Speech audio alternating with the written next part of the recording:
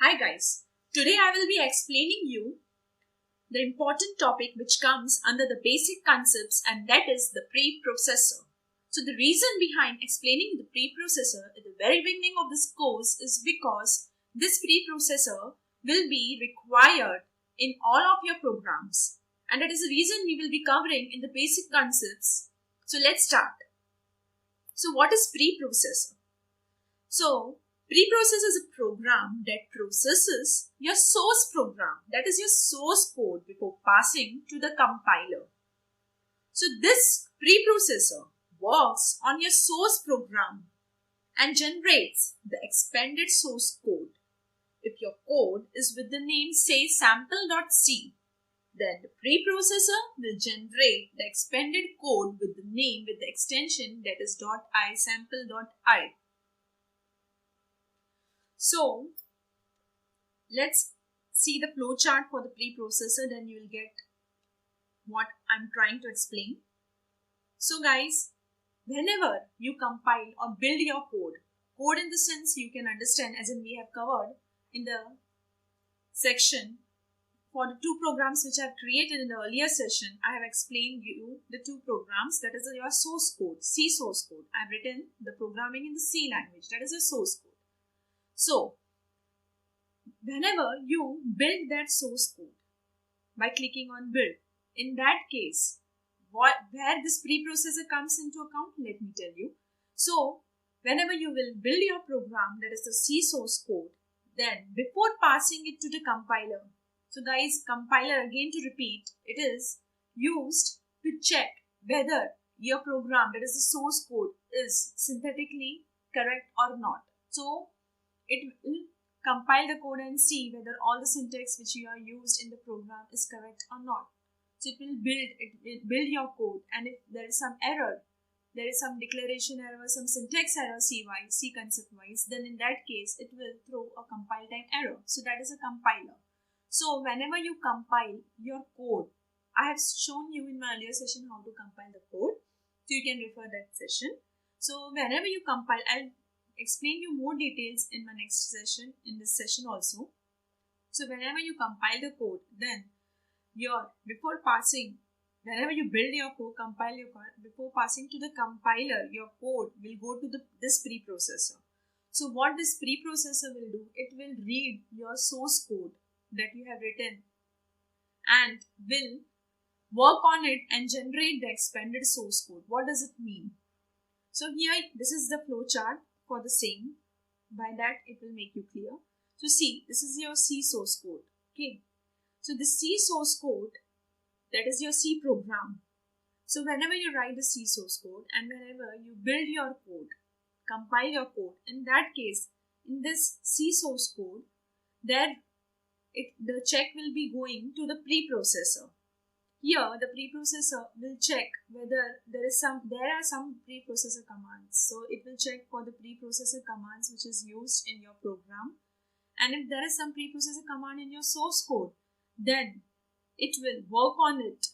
After working on it, then it will give it to the compiler. And if there is no preprocessor command, I'll explain you preprocessor command after this explaining the flowchart.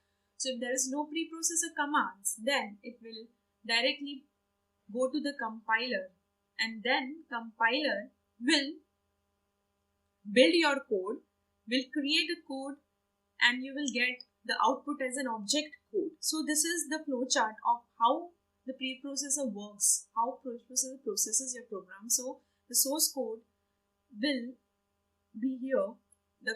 So before passing it to the compiler, preprocessor will have this check, and if there are preprocessor commands in your source code, it will process and it will generate the code, expanded code, and it will pass it to the compiler. If there is no preprocessor commands, then the preprocessor will pass the code as it is to the compiler.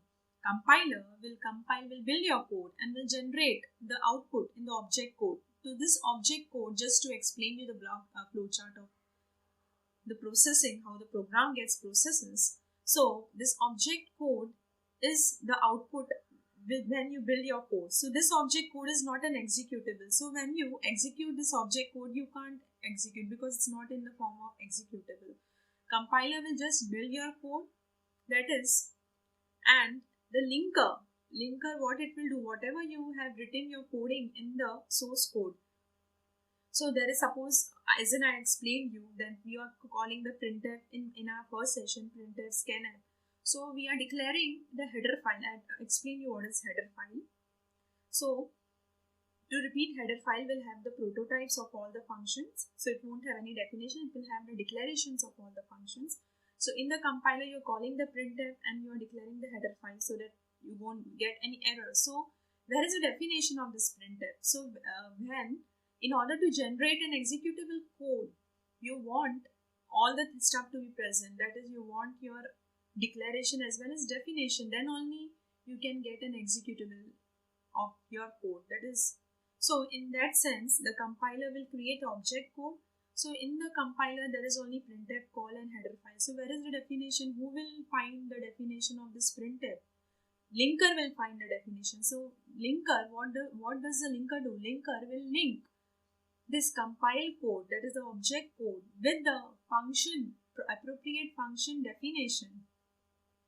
That is, for example, printf you used in your source code. The compiler will work on it. It will just produce the object code by seeing the declaration syntax, all the stuffs. But while seeing who sees the definition, the linker will link the object code with the function definition, and then it will create an executable code. So the executable code will have full and final thing, that is the declaration also and definition also, and then linker will produce this executable code. That is, your program suppose is performing some mathematical operations. So mathematical operations, you are using already defined function by using mat.h header file, and you are calling the appropriate function of it.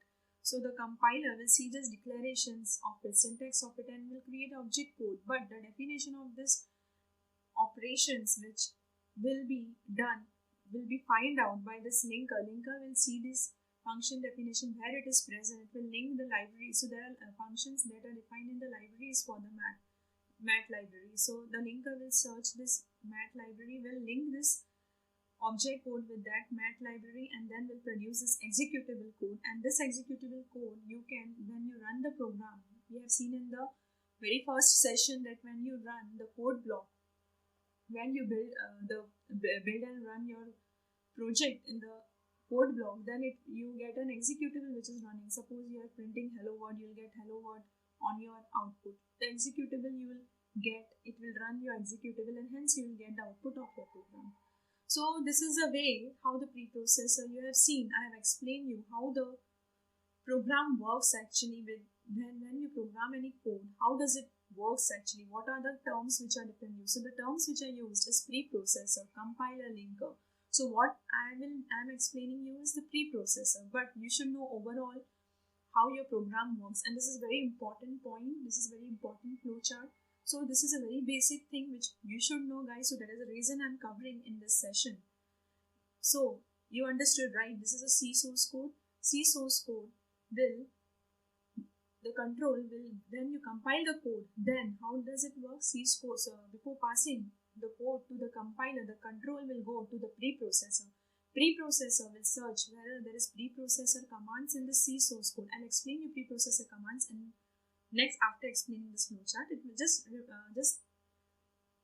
for now understand there is a preprocessor commands in your C program. Then the preprocessor will work on that preprocessor command and will generate the expanded source code. I'll explain you what is expanded source code, what does it means. So it will produce expanded source code and it will pass the output to the as an input to the compiler. Compiler will build the code by seeing the declaration and the function calls, all those stuffs which are present. Synthetically, it will check the program is correct or not, and it will produce the object code. Linker, what it will do? It will link the object code with the appropriate library function library. So the library will have the definition of the functions. It will link with that, and it will produce an executable code that you can execute. That is your output of your program. So this is how your program works. Whenever you are building a program, this is the way it works. And here is the preprocessor role actually.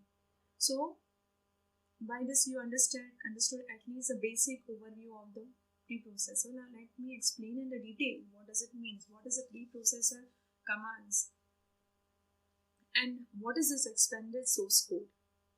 So this preprocessor, it provides several features which is called as preprocessor directives. Okay, so these directives, it start with hash symbol. These directives can be placed in your program, but it is good practice to place it at the beginning of your program. So you can put this hash, this is preprocessor directive, anywhere in your program, but the good programming practice is to put it at the very start of the beginning. And guys, there are 4 types of preprocessor directives that are macro expansion, second is file inclusion, third is the conditional compilation, and the fourth one is miscellaneous directive. So guys, for now I will explain you the very basic, that is only the one of the preprocessor directive, that is file inclusion, and the rest 3 I will explain you in the next session, because for this start of this course, to know this one of the preprocessor directive is very much important. The rest 3 is important but not so much important, because this file inclusion will be used in all your programs. So you should know the basic concepts what you are using. Just this is the thing, that is hash include and all these stuffs.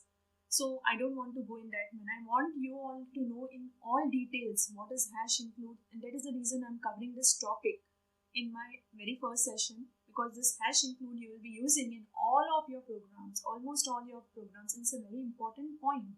That is the reason I'm covering one preprocessor directive from this preprocessor topic, and the rest 3 I will explain you in my other session that will be for only the dedicated for only the preprocessor. So let's start with that. So what is this file inclusion, guys? So this file inclusion, so here the preprocessor will include one file into another file. That is, let me tell you what is the syntax it will be, so that you will get a clear picture of it. So guys, if you write this, so I hope I have explained this hash include in my first session, wherein I have explained you 2 simple C programs just to make you feel C, wherein I have covered basic displaying on the console, inputting on the console, and also how to detect whether the number is prime or not. So here I have covered simple code statements, instructions, so that you will get an idea of C actually. So therein I have used this term also, terminology. If you just repeat again, I'll explain you more in detail. So let me explain you in detail here. So the preprocessor directive which I am explaining, let me mention the name so that you guys will be aware of what I'm using.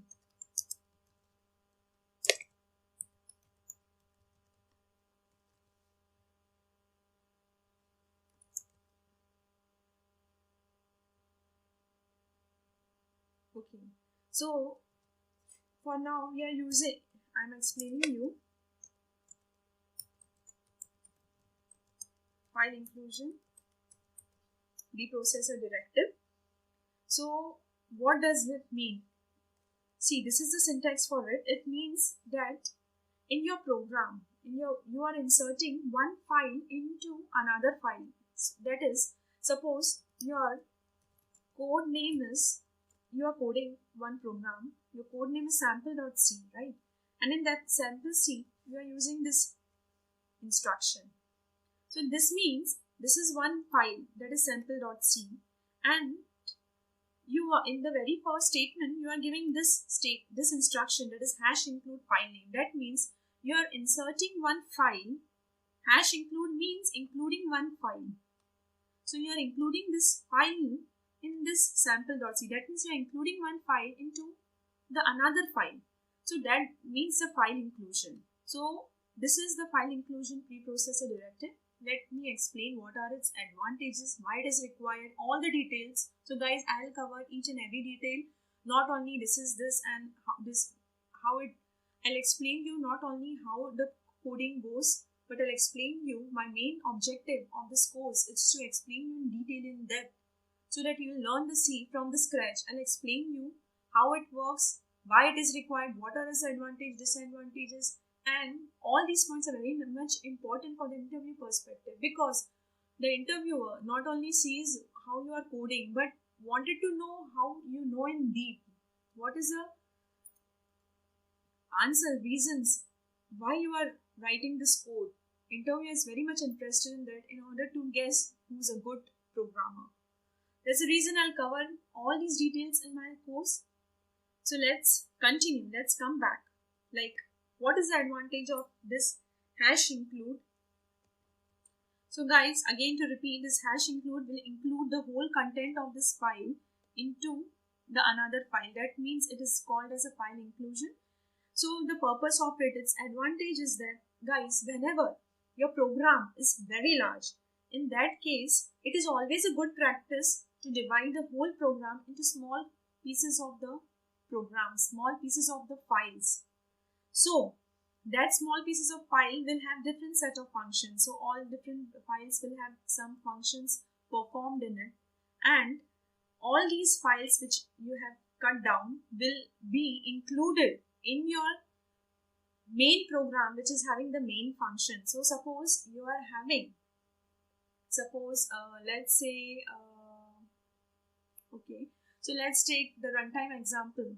Suppose you are doing some displaying on the page on the browser, displaying the contents of some website. That is, you're working on the browser. In that case, some portion of the code will do to pick up the image actually, right? So some of the portion will take the image, some of the portion will take the plain text of the data, some portion will work on the graphics, that is, will also work on the arranging these small images into your screen, that is resolution part. So all different operations, some will display on the console. So there are different operations, right? So this is a very large program, right, which is having small pieces of operations in it, different operations. So it's better to divide all these operations into different files.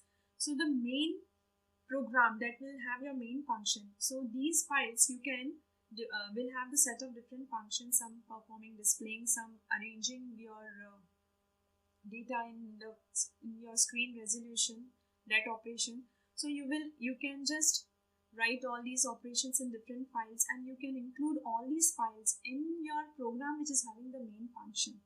So this is the advantage of using this hash include. So whenever there is a large program, you can divide it into small files, and those files you can include in your main program, in the sense the program which is having the main function, by simply doing hash include file name. So this is one of the advantage. The second advantage is, guys, there are some set of functions and some set of macro definition. I'll explain you macro definition in detail. Just understand for now, macro definition is, again, guys, it comes in this preprocessor only. So that preprocessor directive I'll explain you in the next session. Just understand that whenever you are having some set of functions and some macro definitions, so just for now skip what is macro definition. I'll explain you in detail in the next session. Just understand there are some set of functions and some set of macro definition. If these set of functions and macro definitions, they are very much commonly used in every program. So for example, let me tell you that, see, you are having the predefined library header file, that is mat.h, right? So this mat.h, which the compiler provides you by default, wherein there is already the functions are defined for you, that is addition, subtraction. So these addition, subtraction is used by the user. So you can use it, I can use it, and another programmer can use it, right? Many programs, another program who's programming the code can use it. So you can see how commonly this mat.h is used actually by all over the users, right? So this particular mat.h, that is, it will have all those declarations of the functions which are commonly used by us. So that is the reason it is provided to you, and you can use it. So In the sense, what I'm saying, that whenever there are some set of functions which are commonly used by the user. So for example, I'm giving the example of mat.h because mat.h is having addition, subtraction, everything. So these functions are commonly used by us. So all these functions that are commonly used, they are grouped into one file, that is one header file, and that header file you can use it by just including, by doing hash include that name of the file. You can hashing, so like that hash include mat.h because you are using that mat.h very much commonly. If I'm using, I'll include, so other users again. So these are the and mat.h is separated, is provided to you because is a separate file, because many of the program use mat.h. So you just need to hash include mat.h and you can call the functions of the mathematical functions. That is the reason it is grouped, all the mathematical options grouped in one file, that is mat.h. So this is the second advantage, that whenever the commonly used functions are there or macro definitions are there, they can grouped into one single file, and that you can hash include that file in your program wherein you are doing your code, you want to use it. So this is the second advantage, right? You got the two advantages. Whenever there is a large program, it's a good practice to divide the whole program into small programs, small files, and these files you can hash include in your main program, which is having the main function. Second advantage is whenever there is some set of functions which are commonly used, you can simply group them in one file and you can hash include that file in your main program, So this is the second advantage. So these files which are included in your program, in your another file, it is given the extension .h. That is the .h is the header file. So for the text file, you can see .txt is an extension. For doc file, document file, there is a doc is the extension. So similarly, for the header file, the extension is .h. And these, whenever you are including these files, it comes with this extension. That is the .h header file extension. So this header file, it contains prototypes, or you can say declarations of the library functions. So the library functions I explained you in my first session, it is the library will always have the function definition, that is the function implementation code. For example, the mathematical standard library which the compiler provides will have all the mathematical operations implemented in it, like addition, deletion. And this header file for it, named as mat.h, will have the prototype, that is a declaration of these functions, addition, subtraction. So in this manner, the header file will contain the declaration of this library function, that is a mat library. So the prototype of these library functions, they are grouped into different categories which is stored in the different file. That is, the prototype of these library functions, the declarations of these library functions, that is the declarations of say mat library that is already provided by the compiler, declaration of this, they are grouped actually into different category in the sense. For the mat library, the header file, you can see mat.h will have the declaration prototypes of all the mathematical functions in it. Similarly, for printing or displaying on the console, for inputting on the console, this operations, this is grouped. Like for that, there is conio.h type of header file present, which will have the declarations of all the displaying on the console, inputting on the console functionalities. All the functions declaration will be present in conio.h. For the mathematical operation, declaration of all those operations will be present in mat.h. So how you can see how it is divided into different header files.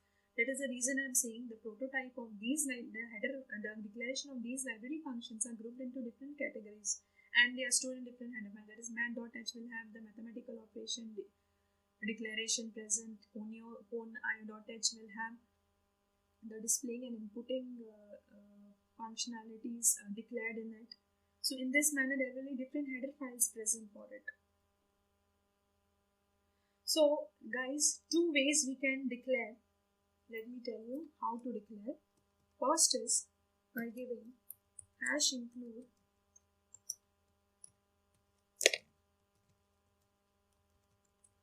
file name. Second way of declaring is hash include file name. So there are these are two ways you can declare, that is, you can hash include file name. So what these two things mean? So the first one, that is hash include file name. Here your file name, it will be included is in the current directory, and also in the search path list which you have set. So whenever you give some hash include file name, say if you give sample.h, if you give here like that in double quotes, so this sample.h will be searched in your current directory. So suppose you have created any folder, suppose you have created some folder, say hello world, okay. So in that case, there's some folder, say hello world. So here you, in the hello world folder, you have created different files, say hello world.c, all that. So hello world.c is having hello world.h hash include header file here. So if you give this syntax, that is double quote, then this hello world.h will be searched in this hello world folder, that is in the current directory where it is. So if your file is present in some folder, this file, which if your sample program is having this line, and if this sample file is present in some folder, so this file name which you give here will be searched in that folder itself, wherein this file, where this .c code is there, it will search this file name. Because it, see, whenever you include any file, how you will get the part of the file, there should be some syntax, right? So suppose your header file is present in some another location, and you're mentioning it hash include this header file, and you're compiling your code. So compiler should understand where is this header file present, right? So there is different syntax used for it. There is a reason I'm explaining hash include double quote. Here it will search the path as a current directory. It will see whether in the current directory this file is present, and if not, it will search also in another directory, that is the path which you have set in your environment. So what is this path? Let me tell you. So guys, whenever you are using a Turbo C compiler, so you have to set a path. So this path is you need to export, because whenever you compile your source code, in that case, all these header files should be searching some particular, should be there whenever will be. So all these header files should be present. You are mentioning this hash include some file name. So all where it will search this, where this header file will be present, right? So what location this header file, how it will understand whether this header file is present where. So suppose if your header file is present in different locations, so you should always set the path so that whenever you compile the code, the compiler will be finding it very easy to just see whether the current directory is having this file name, or whether in the path which you have set is having this file name. So if you don't mention any path, and if this file name is not present in the current directory, then you will get an error that this header, this name, this file is not existing only. So you should always export the path. There is a syntax for exporting. So guys, in case if you are using the Turbo C, you have to simply set by selecting the directories from the option menu, and there will be dialog box appearing that is named as include directory, specifying your search path. So you can give the search path there. So you can give the path where this header file is present in that particular path. So this is the way you can set your path. So we will see in detail when we code our program. Just remember what does it mean? It means that this file will be, your compiler will check this file whether it is present in the current directory, or it will not present. It will see whether you have set any path, and whatever you mention the path, whatever you give the path list, it will search in all those lists. It will see whether this file name is present or not. That is the meaning of this syntax. Another second way of doing hash include is hash include using this triangle bracket. So this means it will be included. So it will search whether this file name is present in the path list or not, which you have set. It won't see in the current directory, it will see in the path which you have set. If it's not present, it will give an error. So here this will search in the current directory as well as in the path, and here it will search only in the path which you have set. So this is difference between two, and it's your choice how you want to give. So this is the two way of representing. Guys, I'm done with this session, that is the preprocessor, which comes in, which you should be knowing because it's a very basic stuff, and this will be using in many programs. This directive which I have explained you, the file inclusion, it will be used in your almost all program. That is the reason I've covered one of the preprocessor directive from this preprocessor. The next preprocessor directive I'll explain you in my next session in the sense in the later sessions, wherein the topic will be just preprocessor, dedicated for the preprocessor. So guys, I'm done for now. Be ready for the next session, that is I'll cover the another basic concepts, and this is the way I'll cover each and every topics which comes in this basic concepts, so that when we start with each topic chapter wise, say functions, pointers, data types and all that, there will be many terminologies used. So before starting to that, you should know all these concepts, that is the preprocessor, what is compiler and all. So I'll cover all these topics in the basic concepts. So this particular session was only for the preprocessor, which comes in the basic concepts. In another session, I'll again explain you the another concepts. So there are some few concepts, 4 to 5 concepts, which I'll cover, and then we will start with our chapter wise, that is what is data types, what is variables, what is function, concept wise, as well as also we'll do hands-on, we'll do lots of programs, and I'll cover all the interview related questions. So guys, thank you, thanks a lot. We will have lots of fun in our next session.